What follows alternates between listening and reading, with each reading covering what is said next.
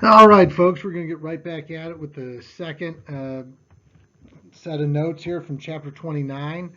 Um, Obviously, continuing the discussion a little bit on the civil rights movement and the changing face of the civil rights movement, as well as get into a little bit kind of on the background of the Vietnam War, and then we'll continue with that on the next set of notes. So, um, anyway, last time we kind of talked about the civil rights movement and the groups involved in the 1960s, the efforts by Lyndon Johnson that were somewhat continued from Kennedy's New Frontier objectives, but then expanded on to be, these massive social programs such as Medicare and Medicaid that um, really change the face of the government's involvement with providing welfare and things like that to needy people, um, and kind of the long-term effects of all that, because much of it still is around today. So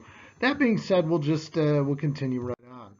Okay, so first thing I want to talk about here is the kind of changing civil rights movement in the 1960s. Now, what we talked about last time was kind of the roles of these groups, the Student Nonviolent Coordinating Committee, Congress on Racial Equality, Southern Christian Leadership Conference, and their role in the civil rights movement and organizing the sit-ins and the Freedom Summer and getting people to vote, and the positive outcomes that that had in kind of at least um, weakening the power of Jim Crow, so to speak, in the South.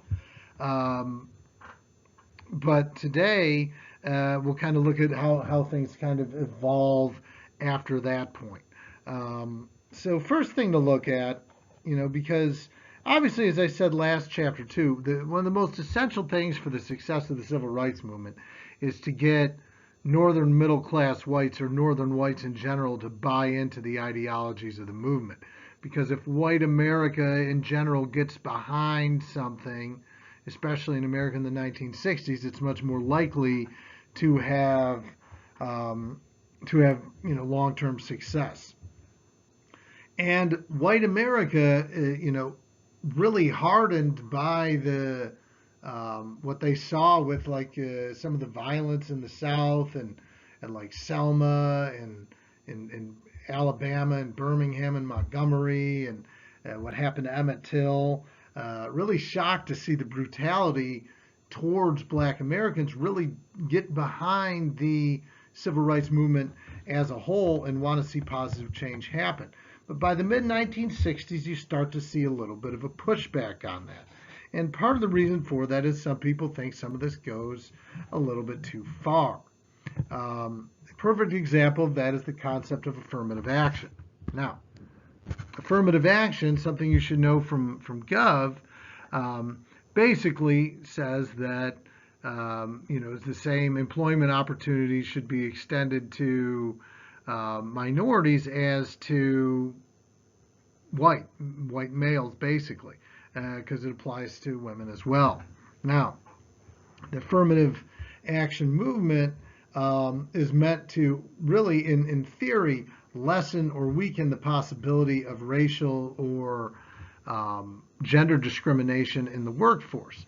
However, um, what it really does, in the eyes of particularly white male Americans, is it provides a context for them to not have fair and equal job opportunities as everybody else. Now, this is a debate that's gone on for well over 50 years now, that since affirmative action was first put into place.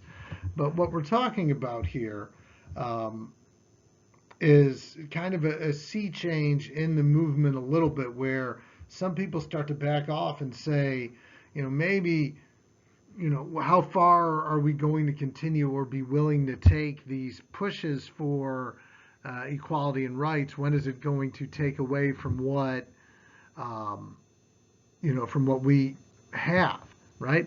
And, it boils down to this: everybody is willing to help everybody else as much as they can until helping them causes the other people to lose a little bit more of what they have, if that makes any sense. The white middle class, males particularly, they don't have enough money that they're so powerful that they don't have anything to worry about. And obviously, they're not poor. They have just enough where, losing opportunity could be, certainly damaging for them professionally, personally, and in their family lives. So this is where people start to draw the line a little bit, and there's a lot of mixed feelings about the concept of affirmative action. If this makes sense, good. If not, I'm sorry. But what ultimately the view is so if we have so if there's a quota of black or minority students that have to be admitted to a school, and there's more qualified white students that want to go to that school, but they're not getting in because you need to have your quota or your fill of you know of affirmative action students or hires or whatever. This is the basis of the Supreme Court case, Regents of University of California versus Bakke, that you may have learned about in AP Gov, but maybe not. So that's kind of what we're talking about here with affirmative action. And this is an example of one of the things that kind of helps begin to cool the tide of the civil rights movement a little bit, because people suddenly seem a little bit less interested in, sacrificing some of the stuff that they already have. What's the limitation? So anyway, that was a long-winded explanation. We'll go over a little bit more in class. But some other stuff happens as well that is, obviously problematic. And we start to, again, look, once the Voting Rights Act of 1965 passes, basically, some of those groups, particularly the Student Nonviolent Coordinating Committee and CORE, the Congress on Racial Equality, say, okay, that objective is completed. So where do we go from here? What do we do, to pursue more civil rights and opportunities? You don't just say, okay, we got that done, there's nothing else to be done, because obviously there's more to be accomplished. Now, unfortunately, groups like SNCC and CORE, the Congress on Racial Equality, do is start to become a little bit more, what's the word I'm looking for? Prone to supporting violent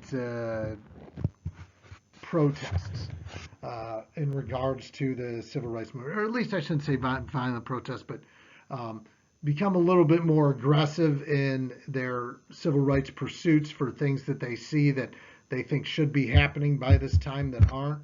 And what results post 1965 is really an uptick in urban violence in the United States. Okay, part of this change is because the black population in America has shifted from being majority Southern and rural to northern and urban, and mixing populations, different ethnicities, white, black, Hispanic, whatever, in these urban areas is leading to some violent clashes as well.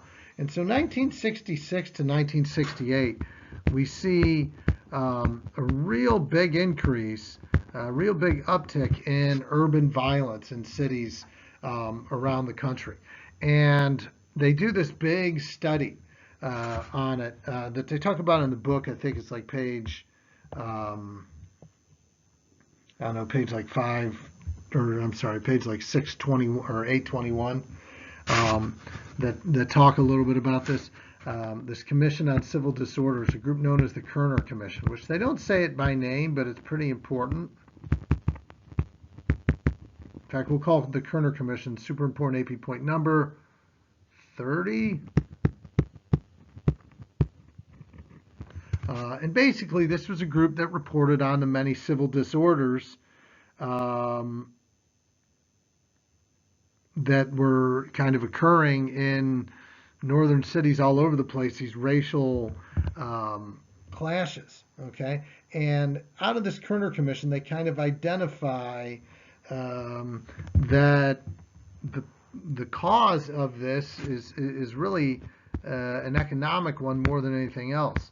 The conditions that people are living in these so-called ghetto areas of these urban places are really poor, leaving people with limited opportunity to better their lives and better their opportunities, and money and frustration sets in, and as a result, conflicts with different groups of people come about, and that leads to death and violence. Um, this was kind of the real first beginning of of identifying, that life in urban areas has gone from something that once people that enjoyed and celebrated, at the turn of the century, to now, these are places where are very impoverished, are very poor. Literacy and education rates are low, and something needs to be done. The Kerner Commission determined something needs to be done to help aid and improve the conditions in these gentrified or ghetto areas. Right? Only a national commitment can to this is genuinely going to help to change the circumstances that these urban areas are dealing with. So hopefully that makes sense. It's all, though, a bigger part of the growing, what we call de facto segregation in this country, and the book mentions that as well, where you have kind of your minority groups and poor people living more in urban areas, while white folks with more resources, more opportunity, and more money are moving out to suburban areas. And of course, that's another problem and another trend that still persists to this day. Okay, we also see the growth of what's called the Black Power movement during the 1960s. Now, we'd seen this before back in the 1920s with Marcus Garvey, if you remember him. Of course, Marcus Garvey is dead now, but the new leader of kind of the Black empowerment movement was a guy by the name of Stokely Carmichael.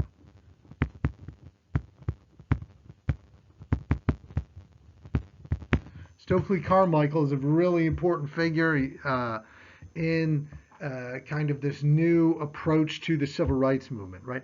African Americans need to feel empowered and need to, rather than seeking to find their place again in white society, we've heard that before, they need to really pursue what Stokely Carmichael called racial distinctiveness. Be proud that you're black.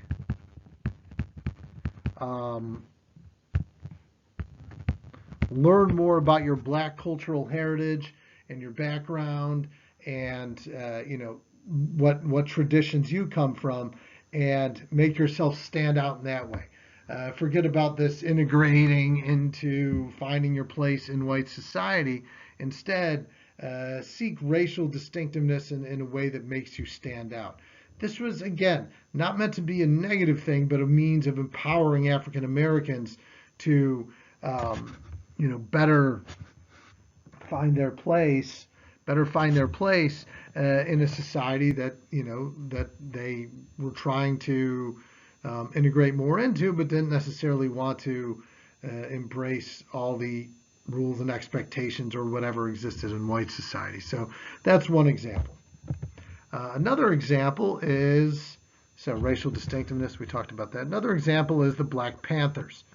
So the Black Panther group, pictured here, was a group led by two guys, Bobby Seale and Huey Newton. It started in Oakland, California in the late 1960s.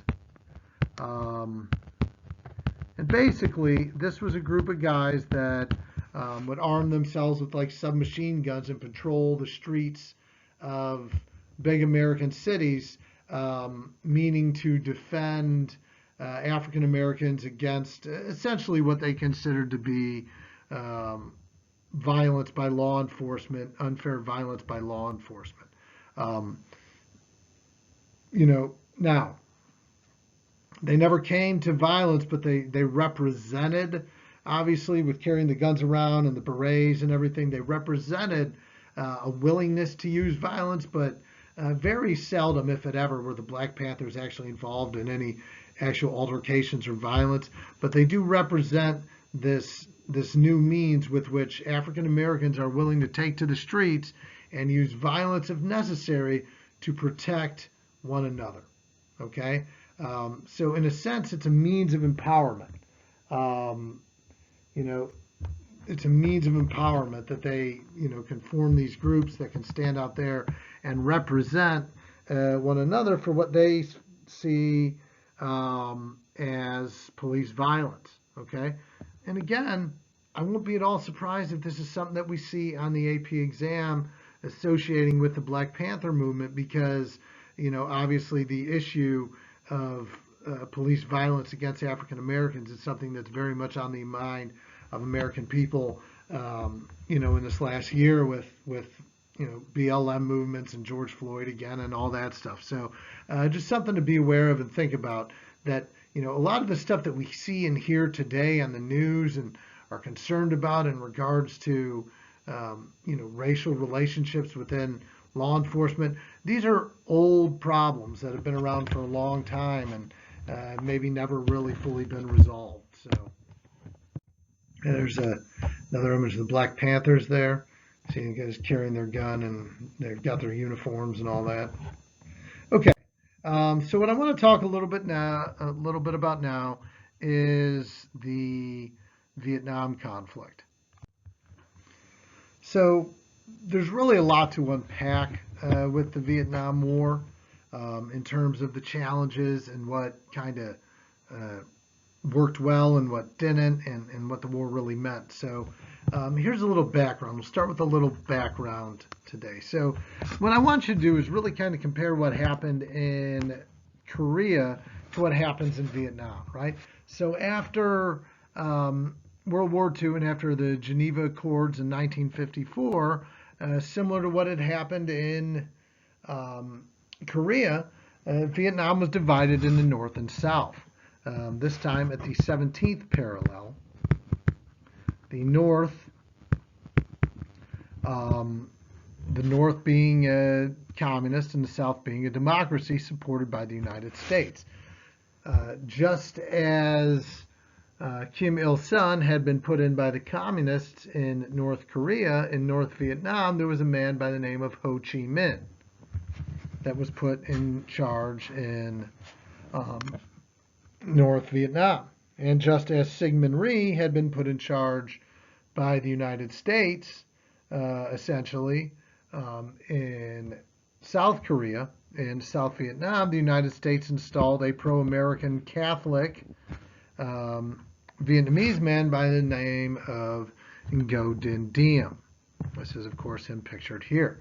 Diem is Catholic. He's American educated. He's going to be very pro-American ideas. That's containment. All is good. We've done it before. Everything's fine. Okay?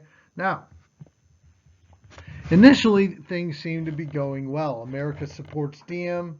He is American educated. He's Catholic. He's like Syngman Rhee. He's like JFK, being a Catholic and all that stuff.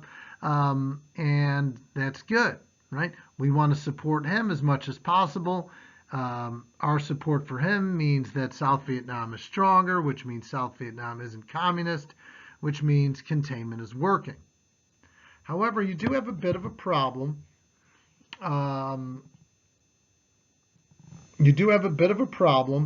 Because the people of South Vietnam tend to not be Catholic. They tend to be Buddhist, or mostly Buddhist or Muslim, or not particularly religious at all. And to have who appears to be an American puppet in power in South Vietnam is increasingly frustrating for the people of Vietnam. Okay, so while we support him, the people of Vietnam are growing increasingly frustrated with Diem's leadership, which is ineffective, which is not connecting to the people, which in many cases is brutal and unfair. So ultimately, we have to figure something out. So it's 1963-64, and problems are growing to astronomical levels in South Vietnam. So much so that Buddhist monks actually go outside the capital in South Vietnam and sit Indian style, pour gasoline on themselves and light themselves on fire to protest Diem's leadership.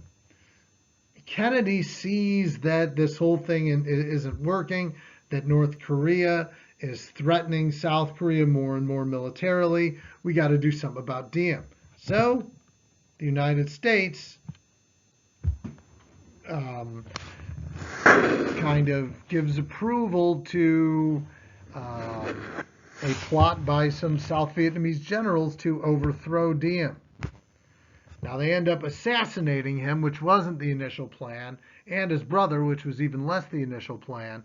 And the United States puts a new guy, whose name I can't think of right now, but not as important. So the U.S. puts a new guy in power in Vietnam, and problems continue to escalate. Okay.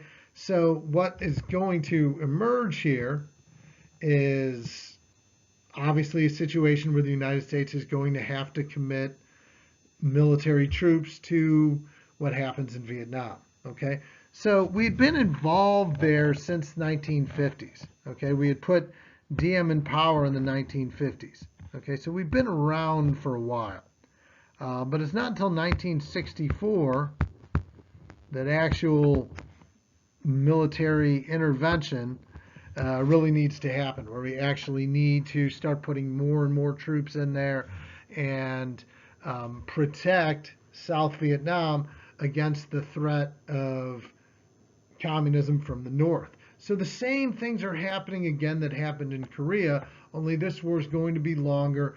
It's going to be more frustrating.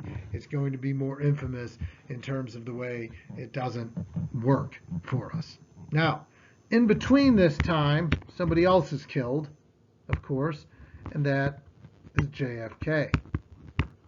Kennedy's killed, leaving Johnson now in charge of handling the growing situation in Vietnam, along with the problems that are going on at home with the civil rights movement and other issues. So it's really difficult circumstance, okay? So in 1964, reports surfaced that the North Vietnamese have fired on American ships in the Gulf of Tonkin, which is like the Gulf, kind of like the Gulf of Mexico is to like by Florida and the southern part of the United States. The Gulf of Tonkin is, a body of water near the coast of Vietnam. And some of those ships have fired upon the United States, which of course means, okay, the United States now has the justification to respond and go to war against Vietnam, so to speak. Okay. Now the Gulf of Tonkin resolution is actually really important. Not quite important enough to be a super important AP point, but still pretty important. The Gulf of Tonkin resolution basically was this vote by Congress to approve military intervention in Vietnam. Okay, no big deal. But what it basically did, okay, it gave the president full and all necessary means to do whatever he wants in terms of, or for the president, whoever that president is, to do whatever they want to increase or expand our involvement in the conflict in Vietnam, okay, without any limitation. Now, we can't do that anymore, because of the War Powers Resolution of 1972, which happened as a result of this. But the President of the United States, basically with Gulf of Tonkin resolution, is given carte blanche to say and do, we're going to commit this many troops, and I'm going to add this many, and we're going to do this, and we're going to bomb these, and we're going to do all that. And there's little to nothing, essentially, the Congress can do to check the power of the president. And this is probably part of the reason that the Vietnam conflict becomes what we call a quagmire. A quagmire, if you don't know what a quagmire is, basically a quagmire is would be defined as a terrible situation in which there seems no positive outcome. And Vietnam quickly becomes what we call a quagmire, Glenn Quagmire. And our idea for the Vietnam War initially is we say, okay, look at them, small country, small military. We're just going to bomb the heck out of them until they can't take anymore. That's our theory. Our military is so much more powerful than theirs. How long can they possibly resist us? Okay? Sound familiar? It should, because Britain looked at things in very much the same way during the American Revolution, right? We have this policy strategy of attrition. We're going to bomb them. We're going to just beat on them until they can't possibly want to continue fighting. And as things turned out, they did want to continue fighting, and it kept going on and on. And essentially, this in the Vietnam War, we are the new Britain, and Vietnam is the new United States, as it was in the American Revolution. And they had a lot more to fight for. They cared about it more, and it made the conflict all the much worse for Americans fighting there. Okay? So this strategy of attrition was doomed from the start. You've got American soldiers going over to these places that, they probably didn't even know existed on a map before being sent over there, not too different from Korea. And Vietnam turns into, the most divisive war and challenging war in many ways in the history of the United States. So that's going to be it for today. We'll cut things off there. We'll talk next a little bit more about Vietnam and a little bit about the challenges of 1968, worst year ever, at least until 2020. See you later.